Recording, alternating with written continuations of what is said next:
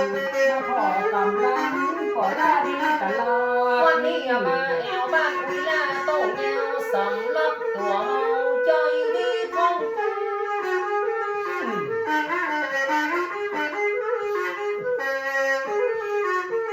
มือนั้นเฮาได้มาเวเจ้าเจ้าแม่มาหันหน้าหันตา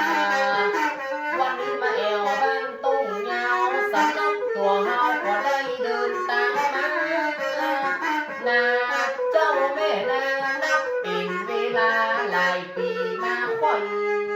ไม่ได้มาแอวก่อน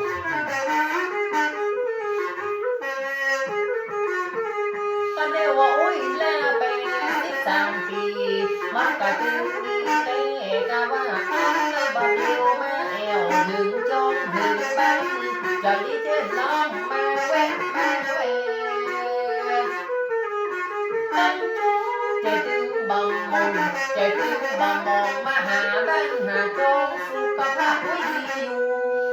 สุขภาพเปิ้นกระตึงแข็งแรงเปิ้นมีบ่ามีแหงผมใจดีเจ็ดล้าน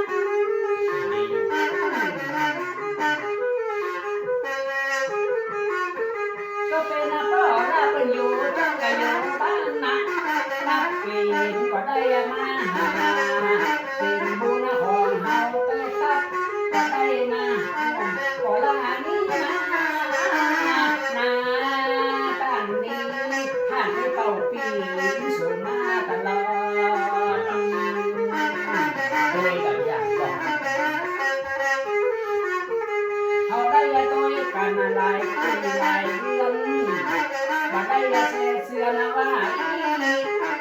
มือนะปะกันอย่างนี้ที่ส่งไปงานสาวหลายเสื้อหลายวันรับปิดปีเฮาสำนักกัน40 ปีแห่งกันได้งานเหียก่อนโดยละน้องได้มาแผ่วบ้านโต้เงาสองพ่อลูกเมามาแผ่วข้าง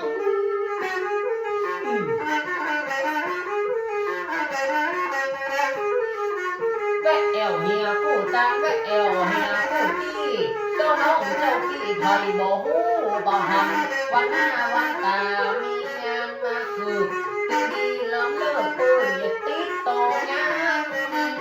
กำเจ้าแม่กำมือนานอย่าได้ปะกันพ่อง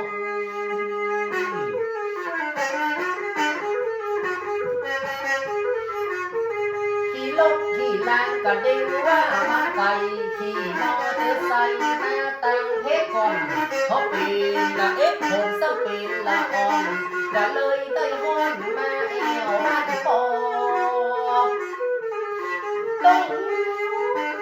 วันนี้ถึงบอกเรียบเงามาแอวแถวโต้เงาใจบ้านขนาที่บ้านจะไกลในใจมันบ่ไกลเฮาบ่แจ้งยาไกลอันไหนสายปีสายมา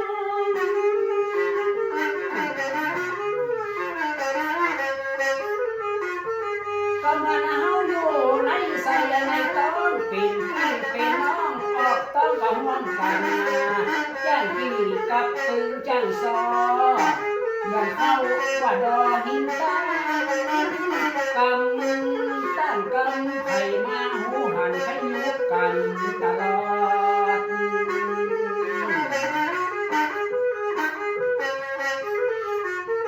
จะขอพระคุณกับพ่อร่างเหมือนกันที่มีกำลังประเดี๋ยวว่าคือสิ่งศักดิ์สิทธิ์ในโลกเฮานี้ทักษะจ้างที่ชื่อปอล่าเฮาแห่งกันถึงเปิ้นเป็นคนเฮามีกำลังเฮาบ่ฮู้บางอันก็80 ปลายเปิ้นก็เก่งอ๋อเนาะก